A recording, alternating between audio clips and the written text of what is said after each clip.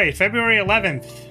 Introducing Commander Brackets Beta. So for people who don't know, the rules committee for Commander, they disbanded. And the last decision they made was to ban the cards. They banned a piece of fast mana. They banned the stupid 2-mana annoying goblin. And they banned something else, I think. They disbanded because people were extremely upset about those cards being banned. Which, first of all, I want to go on record to say, everyone who said that, like, banning those cards was bad. All of those cards were toxic. Go f yourself. Fight me. I don't care. I understand if your investment went out the window. Like, I get it. I do get the loss aversion of the money that you spent on those cards. I also understand the loss aversion of, like, having the card in your deck and you're like, now I can't play it. I understand both of those things. At the same time, literally both of those cards, I don't give it. That's the inherent risk of investing in stupid wizard squares. Yeah, exactly. Okay, so what is this? Introducing Commander Brackets Beta. Hello, everybody. This is Gavin Verhey. On behalf of the Commander Format panel, is there a new Commander Format panel that I was not aware of? Today, we're excited to share with you the beta test of our new Commander matchmaking system, Commander Brackets. In our last article in last October, we talked about a system like this that we were working on and refining, and we have been. We've put a lot of time and iteration into it as a group. It really was a big team effort. Okay, don't blaze yourself. You haven't even explained what the thing is yet. Today, we'll talk about them and share an updated roadmap for the future. Before getting into Commander Brackets, 3 important things I want to mention to set expectations around what you'll be seeing today. Number 1, God. Okay, so I don't read online articles. And, like, maybe this is fine for people, but I just want to say that, number 1, exclamation point. It's like, can you not put... People need to stop using exclamation points in written media. That's all I'm saying. It's never good to use this. I expect for many people who play Commander, nothing will change. You can continue to play with friends as you always have without digging into this system, and that's totally fine. Tons of regular play groups have figured out what works well for them, which is great. I mean, that's actually a good acknowledgement just to say. If they already enjoy the format, it doesn't need to change. Yeah, this is actually fine. However, as Commander has grown and become a fixture at game stores and big events, we want to create a common language to help people find well-paired games. I'm sure many of you had the experience of sitting down to play a game and quickly finding out the decks are operating at extremely different levels. I would think of this system as replacing the power level 1 to 10 scale with something more useful. It's a tool to help you find Commander games you enjoy. Just to comment on the power level system, I find this really funny. Everyone is playing a 7. I know that that's the joke, right? Is that everyone is playing a power level 7. And maybe it's just because of the stores that I've gone to or the people in general that I play with. But people are always playing, like, actually, factually, probably a 7. I've never seen someone play a power level 5 deck that actually just sucks. Like, everything from 1 to 6 is the deck is probably inoperable. Modern standard Magic is probably doing things that are stronger than your Commander deck if your power level of the deck is 1 to 6. Yeah, haha, I've never made a bad deck. I'm just saying that when I look at decks, I go like, okay, if you are playing like an artifact deck and you're reanimating like Spine of Ishsaw, that's still a 6, probably.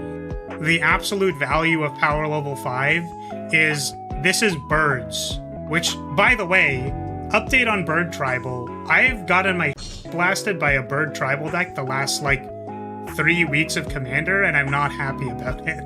My point is the power level system is like everyone's playing a 7. It's kind of hard to discern between an 8 and a 9, and then 10 is CEDH. So it's like, it doesn't do much. So I agree with them saying that the power level system is not super valuable. One thing Commander has lacked is a good way to discuss what kind of game you want to play, and this helps provide additional terminology. Rule 0 still exists. You're welcome to say, hey, I'm in bracket 2 except for this one thing. Is that okay with everybody? Having that conversation is great. This system, nor really any system, cannot stop bad actors. If someone wants to lie to you and play mismatch, we can't prevent that. However, a lot of people just want to play games in earnest with other decks like theirs, and this aims to help in that regard. There are many ways to game the system. Be honest with yourself and others as you play with them. It's really funny that this is a difficult concept for people to understand. I have said before that I just hate EDH. Like, it's such an abysmally bad format. Like, you're literally, you're playing Monopoly, except one player might have a card in their deck that says, oh, I just take over half the board for no reason. Like, well, that was really fair. I'm glad that you did that. It's like, yeah, but, you know, it's like power level 7. I encourage people to think about, like, you need to really take some amount of time to critically think about what your deck does.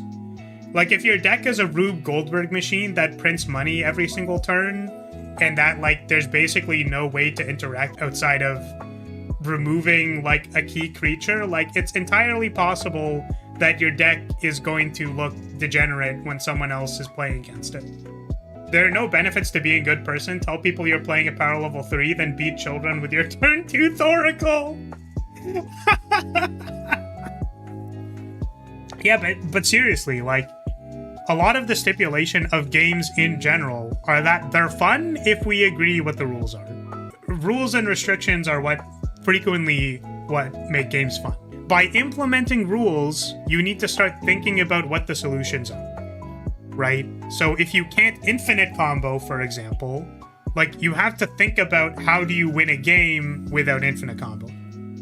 That's an example. I mean, not to say infinite combos are good or bad, it's just that by having that stipulation, you have to think about it, and then that thinking leads to gameplay. My point is that the telos of playing a game of EDH is not winning. We figured out how to win at EDH a very, very long time ago. It's called CEDH. Better bust out your fucking wallet, because if you're not paying for animeristic study, you might as well, like, retire. Number 3, we want to stress. This is a beta test. Your feedback is going to be critical. While we are excited about this, we'd also be very surprised if it was perfect. I mean, again, this is a good disclaimer. I know I was very upset about their usage of exclamation marks, but these are very good disclaimers, and I also want to say that game design has a lot to do with expectations. Telling people, hey, there's a new change, you don't need to deal with it if you don't want to. And then 2 is, like, you can always be disingenuous about the rules because no one is deck checking you for if you're playing Ristic Study. And then number 3 is saying, hey, by the way, this might not work because, like, you know, it's a beta test. We have tested it a little bit, but also, like, please, like, feel free to share your thoughts with us. These are all good disclaimers. Okay, 3 points down. Commander brackets. There are 5 commander brackets. Each one is meant to classify a different kind of game experience. Brackets 1, 2, and 3 are different levels of socially focused play. Bracket 4 and 5 are focused on a high power or even a competitive experience. Okay, so we took the number 10 and we divided it by 2 because we realized that 1 to 5 didn't mean anything. So we're just doing 6, 7, 8, 9, 10 now. Great. In each bracket description, you'll also find guidance about 4 kinds of effects that can really impact games, 2-card infinite combos, extra turns, mass land denial, and tutors. Well, I guess it's over for me. Guys, I hate to break it to you, my current Jeskai deck has 2-card infinite combos, extra turns, I play Armageddon, and also tutors. I guess I'm literally the scum of the earth. That's really unfortunate. Wait, tutors for things other than lands? Yourself in Minecraft. What the f? Tutors for things other than lands? My lands player friend wants to have a word with you. For a little bit of additional definition around mass land denial, this is a category of card that most Commander players find frustrating. So to emphasize it up front, you should not expect to see those cards anywhere in brackets 1 to 3. Well, are you telling me that if I cut Armageddon from my deck, I get to move down a bracket? These cards regularly destroy, exile, and bounce other lands, keep lands tapped, or change what mana is produced by 4 or more lands per player without replacing them. Examples in this category are Armageddon, Ruination, Sunder, Winter Orb, and Blood Moon. Believe it or not, Demonic Tutor and Rampant Growth are somewhat different cards. Yeah, but Hour of Promise is a magic card, and it only tutors for lands. Okay, Armageddon, Ruination, Sunder, Winter Orb, and Blood Moon. Yeah, so effects that influence mana negatively are important to watch out for. I mostly agree with this. Ruination doesn't deserve that. More people should play that card. What does Ruination do? Destroy all non-basic lands. That's hilarious. Same with Blood Moon. I mostly agree. Any cards and common game plans that mess with several people's lands or the mana they produce should not be in your deck if you're seeking to play in brackets 1 to 3. Additionally, you'll see some references to the Game Changers list. This is a new small list of cards we'll share at the end, but these brackets refer to and are cards targeted at higher bracket play. First, let us show you the brackets. MLD should return to the ecosystem. It shouldn't be such a huge faux pas. Oh yeah, for sure. Okay, Exhibition. I love exhibitionism. I mean, what? Your ultra casual commander deck. No mass land denial or extra turns. No 2-card infinites. No game changers. Few tutors. You're allowed to play tutors at 1? What the f does that mean? You can play tutors in bracket 1? What the f does that mean? The average current pre-constructed deck. No mass land denial. No chaining extra turns. They put the good tutors in game changers? Oh, okay, got it. So what, you're allowed to play like 3-mana tutors that are bad? No chaining extra turns. So you can take 1 extra turn, but you can't take multiple extra turns. That's really funny because I get it, but also I don't know. You know what's really funny about that? I actually feel like one of my friends is playing a level 2 deck. You wanna know why? The card Time Warp says that target player takes an extra turn. That means you can select another player to take an extra turn, right? So my friend took 2 extra turns, and I was like, please God, have something for this other player at the table because we will lose if you do not do anything. Please kill them or something. Now, mind you, I did not have anything. So they took 2 extra turns. They were not 2 extra, they took 1 extra turn, so they took 2 turns in a row. Did not win the game. And I was like, okay, that's fine. I have this Time Warp. I'm going to select you, and you're going to win the game now because you just took 2 extra turns. Right? Because I'm currently in the position of I can't win this game, and you're going to win this game because I spitefully don't want the other player to win the game. This did not happen. My friend took their 3rd extra turn because I effectively didn't do anything and did not win the game. Now you would think, wow, it's really impressive that you took 3 turns and didn't win the game. That's very impressive. I'm glad that you did that. But what if I told you they took 4 extra turns literally last Friday and still didn't win the game? So, like, listen, chaining extra turns ain't no thing. That's all I'm saying. I feel like chaining extra turns doesn't necessarily matter if you're... if you're Now someone plays Expropriate after saying they're playing a bracket 2 deck, you just vote time and get them thrown out for cheating! That's fucking hilarious. Upgraded. Beyond the strength of an average precon deck. No mass land denial. No chaining extra turns.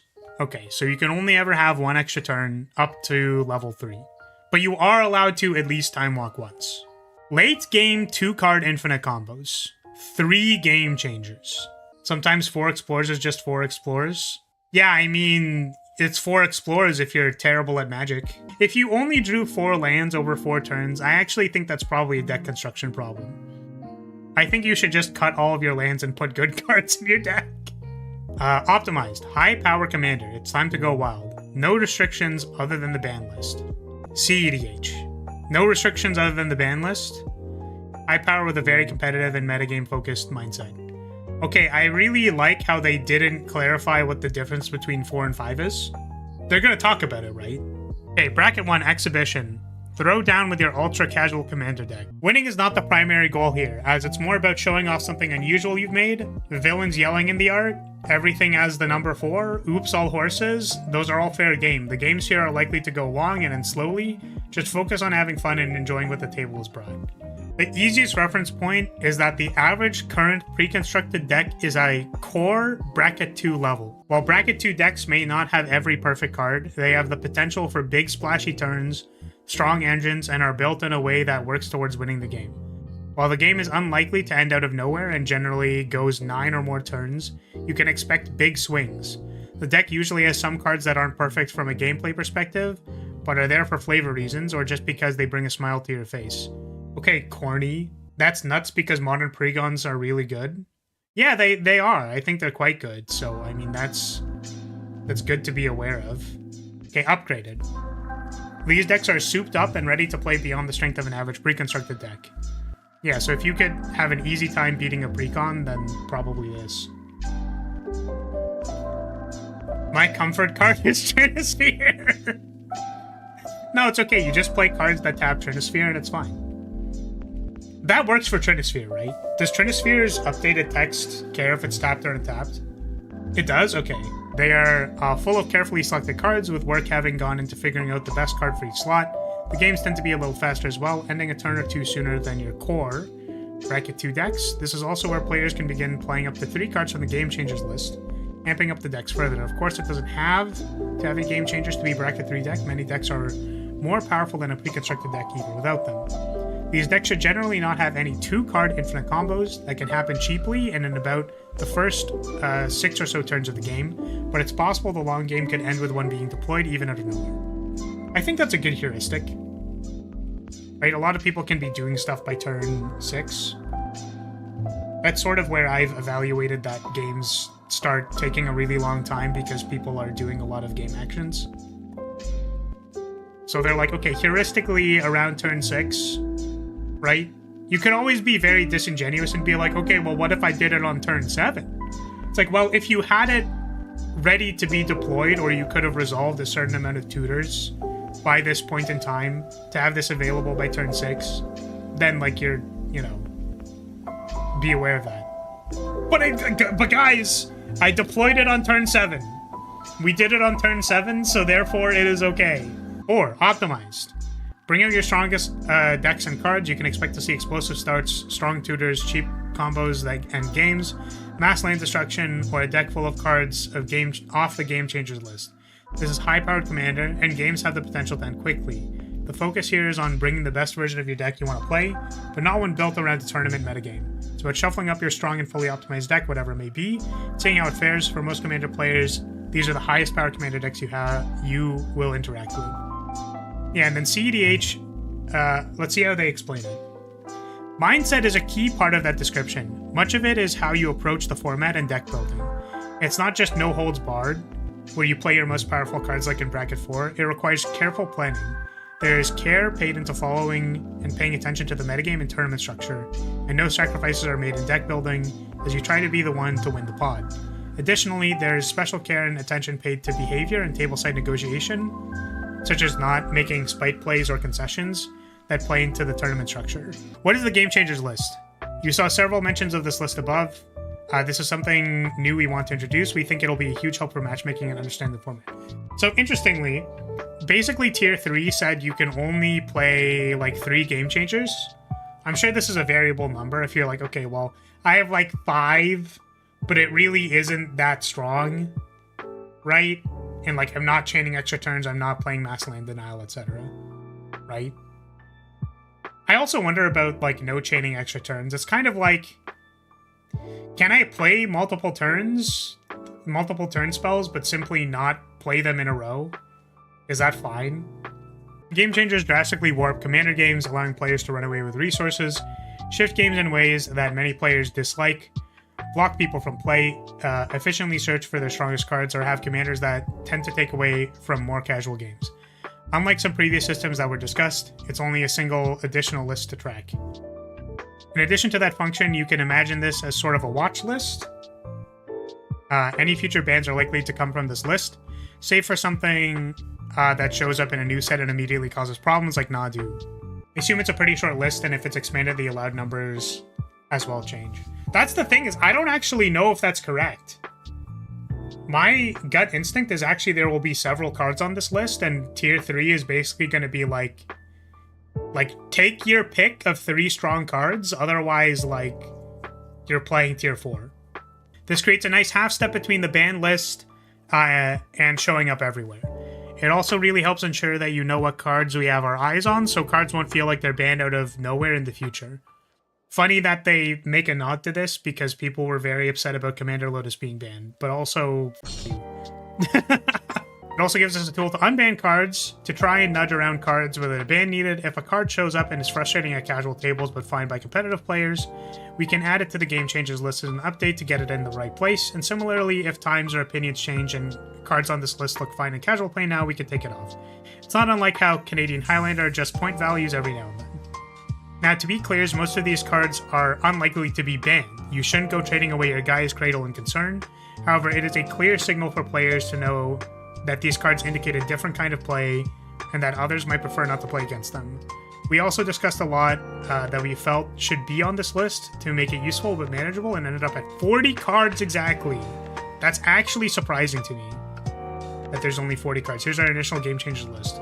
Can Lander mention? Save me, Braids. Come back to the unbanned list and save me. Okay, I want to make something clear, by the way. Again, it's about rules, and it's about ban lists and etc. When you and your friend are playing a game, and you're like, well, I think it's fine to use this, and I don't think it's fine to use this, and I think it's fine to do something or not do something, or like you're allowed to play infinites or you're not allowed to play infinites, etc., or whatever, right? There's a lot of arguments you can get into about whether something is okay or not okay. I think that it is valuable to have a third party tell you that something is playable or not playable, because then you just go, those are the rules. I don't have anything to say about this. It's just simply the rules. I can now point to a Wizards article that says, hey, by the way, they are aware that 2-card infinite combos are strong in game design, and that you literally should not be playing them unless you're at tier 4 or 5. It's a matter of being accurate at determining what the power level of your deck does. It's not about, I hate infinites. Okay, Game Changers. White. They put Sarah Sanctum on this list. That's great. Trouble in Pairs? Bro, I haven't seen a Trouble in Pairs in a century. Also, look at that blue list. That's crazy. Wow. Blue cards being strong couldn't be me. Okay. White. Draneth Magistrate. Nah, that card's fine. Nah, it's fine. Red. The entire reason to play red. I know, right? So basically they are making tier lists for the apparent power of certain decks. That is a great idea with the best of intentions. What could possibly go wrong? Well, yeah, people will always complain, right?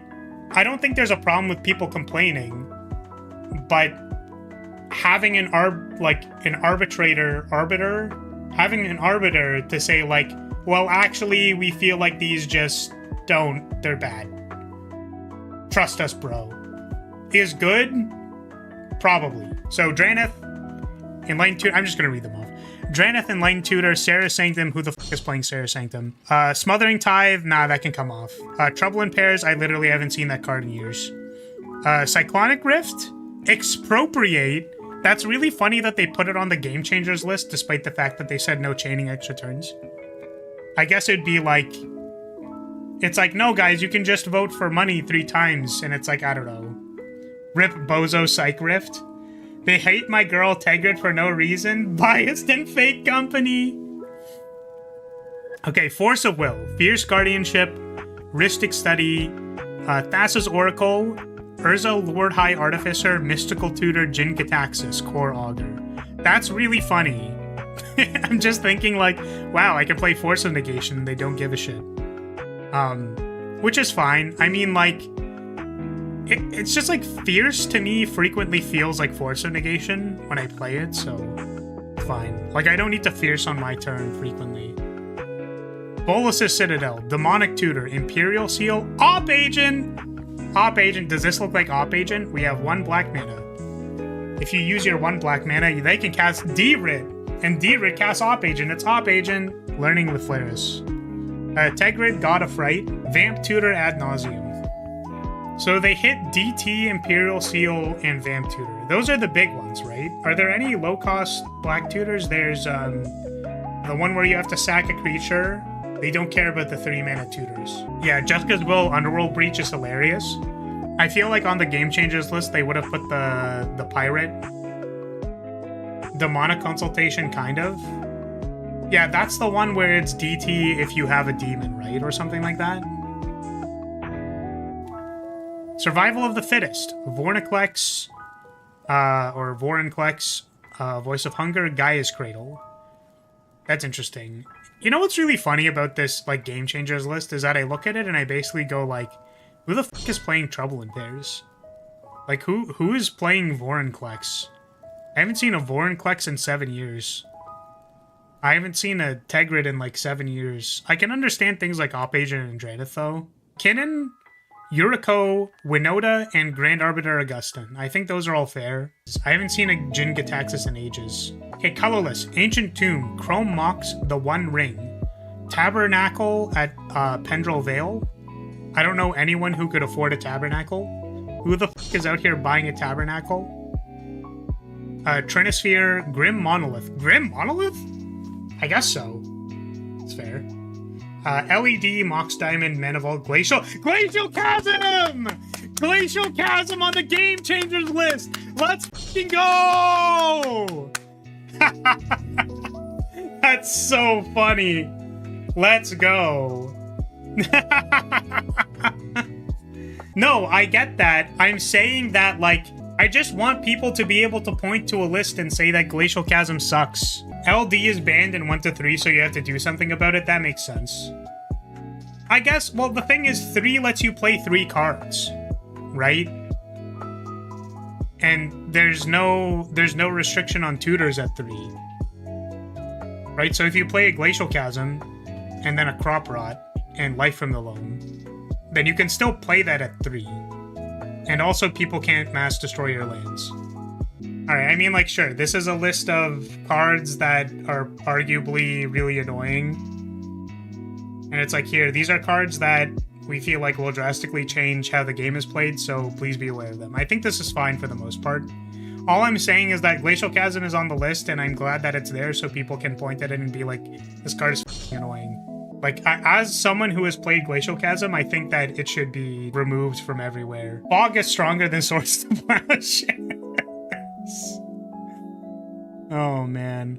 But yeah, I think it's not a terrible idea to say that Power Level 3 is like, pick your 3 favorite cards from the Game Changers list, and then, like, that kind of makes an identity for what your deck can do. So it's like, I'm playing Power Level 3, but it's like a stacks deck. So I'm gonna play Draenith and Op-Agent. And what else would be on this list? Wow, my stacks deck isn't even, like, higher than level 3. That's so funny. That's literally hilarious. That's so funny. It's only playing Draenith and Op-Agent. I think it has a Glacial Chasm, but it's not, like, a core part of the deck.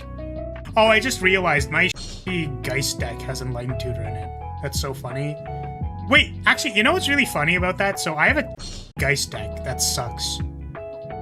And it's legitimately terrible. Like, I sit down, whenever I play Geist, I'm literally looking to lose. Like, every time Geist wins a game, I'm fucking guffawed. Like, is it playing any of these cards? It's playing Enlightened Tutor, but it really does not need to. Playing Force. It plays Negation, I think. Wait, I can play Force of Negation. It's not even fucking on here. It's not playing Mystical Tutor. It's not playing Fast Man. It's not playing Glacial Chasm. Yeah, I mean, I don't know.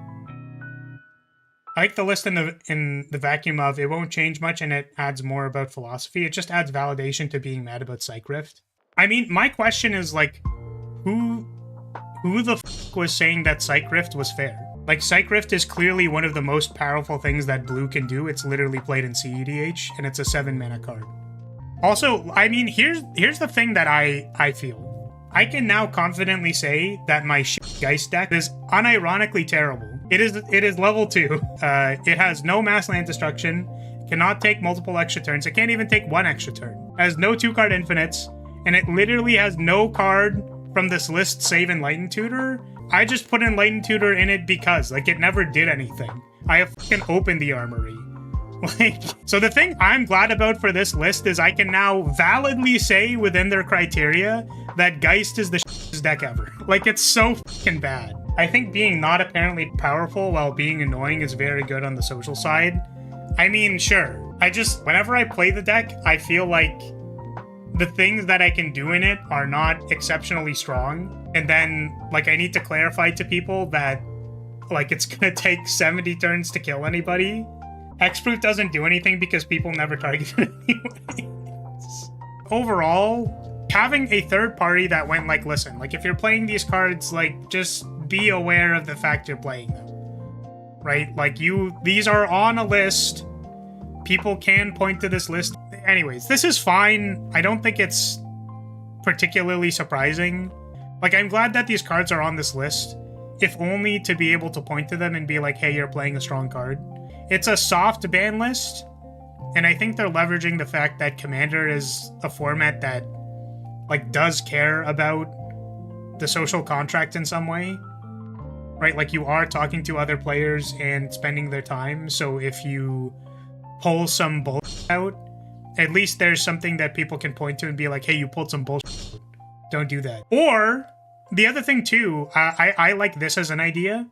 If you're playing a deck that has like Psych Rift, Expropriate, Thoracle in it or something, you can sideboard them out and play like 2/2.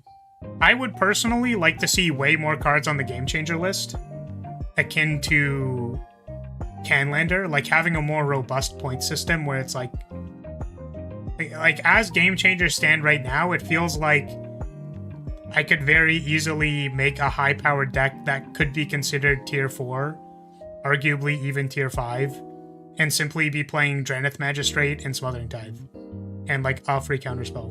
Dranith, Smothering Tithe, Psych Rift, and then nothing else from this list, and you can still play like CEDH to Revi. Yeah, it doesn't really comment on tutors or how many tutors. I think a full-on point system will never be realistic. Commander players are too small-brained to comprehend. I agree with that, which is why I'm saying that whenever you design something, you need to consider who you're designing for, and I agree with that.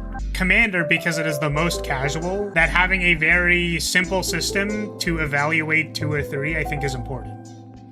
So if it goes up to 5 Game Changers, but then they include a lot more cards on the list, I think that might be better. That's my gut instinct. It was fine. It's mid. Is it fair to say that this is mid? That the Commander bracket system is mid? I think it could have only ever been mid. It definitely felt pretty mid, I'm gonna be honest with you.